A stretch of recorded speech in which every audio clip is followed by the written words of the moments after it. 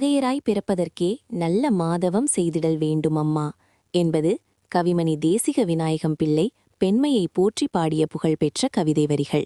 பெண்மையின் புனிதத்தையும் வலிமையையும் தடைகளை தகர்த்து சாதனை படைக்கும் பெண்களின் சிறப்பையும் இந்த வரிகள் உணர்த்துகின்றன.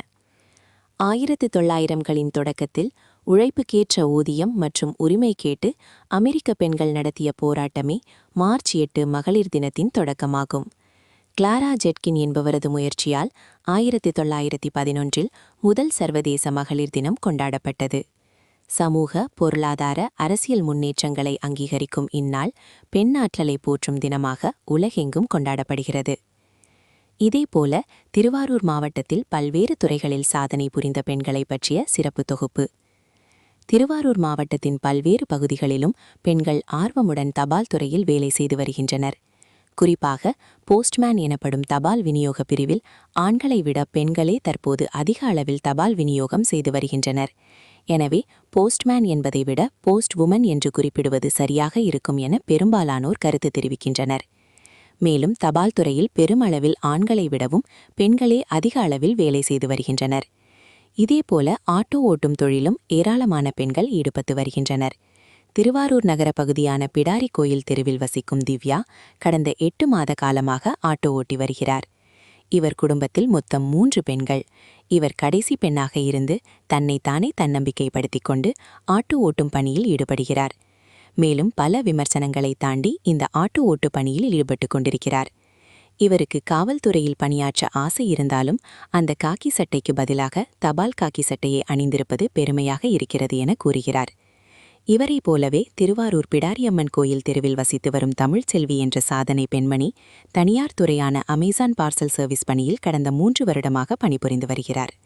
மேலும் இந்த பார்சல் பணியை தான் விருப்பப்பட்டு செய்வதாகவும் தெரிவித்தார்.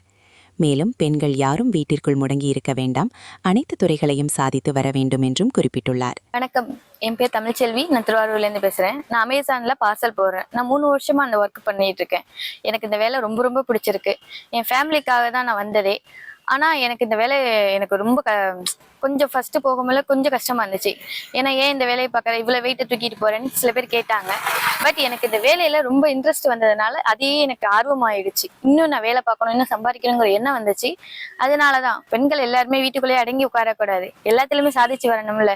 அதனால் நான் இப்போ ஹாப்பியாக தான் இருக்கேன். எனக்கு இந்த வேலை ரொம்ப ரொம்ப பிடிச்சிருக்கு. எனக்கு I love this my work. Happy women's day. வணக்கம், என் பேர் திவ்யா. நான் திருவாரூர்ல ஆட்டோ ஓட்டிக்கிட்டு இருக்கேன். சிட்டியில நம்ம ஆட்டோ பேர் மாறி 2ஆவதா நம்ம பெண்மணி ஓட்டிட்டு இருக்கோம். ஏற்கனவே ஒரு அக்கா ஓட்டிக்கிட்டு இருக்காங்க. முதல் ஆட்டோ எடுக்கிறப்ப ஒரு மாதிரியா தான் இருந்துச்சு. இருந்தாலும் எடுத்து ஓட்டிடுவோமே அப்படிங்கிற ஒரு தன்னம்பிக்கையோட தான் எடுத்தேன். பக்கத்து வீட்டுக்காரங்க, எதிர் வீட்டுக்காரங்க எல்லாரும் ஒரு மாதிரியா தான் பேசினாங்க. மோஸ்ட்லி சொந்தக்காரங்களே இதெல்லாம் உனக்கு தேவையில்லாத வேலை அப்படின்னு சொன்னாங்க. அப்பாட்ட கேட்கும் போது அப்பா உனக்கு என்ன தோணுதோ நீ அதை செய், அதை தான் சொன்னாங்க. அதனால எங்க வீட்டுல 3 பேர் பொம்பளை பிள்ளைங்க. நான் தான் லாஸ்ட் பொண்ணு. எங்க அப்பாவுக்கு நான் தான் உறுதுணையா இருக்கேன். என்னை நான் தான் தட்டி கொடுத்துக்கிறேன். எதா இருந்தாலும் பாத்துக்கலாம், என்ன முடிஞ்சிடும், நம்மளால முடியாது எதுவும் கிடையாது அப்படிங்கிற மாதிரி தான் நான் வந்தேன். இப்ப நம்ம திருவாரூர்ல பெண்களுக்கு நல்ல வரவேற்பு இருக்கு. திருவாரூர் மட்டும் இல்ல, தமிழ்நாட்டிலேயே பெண்கள் எல்லாத்துலயும் முன்னாடி வந்துட்டு தான் இருக்காங்க. நான் வந்து ஆட்டோ ஓட்டுறது பெரிய சாதனை மாரி கிடையாது. இருந்தாலும் நிறைய பெண்கள் நிறைய சாதனை பண்ணிக்கிட்டு தான் இருக்காங்க. நீங்களும் முடங்கி இருக்காதீங்க. மோஸ்ட்லி எல்லா பெண்களும் வெளில வாங்க. என்ன உதாரணம் வேண்டாம், எல்லாரும் நிறைய பேர் இருக்காங்க. அவங்களும் உதாரணமா வச்சுக்கிட்டு நீங்க முன்னாடி வந்துருங்க. மகளிர் தின நல்வாழ்த்துக்கள்.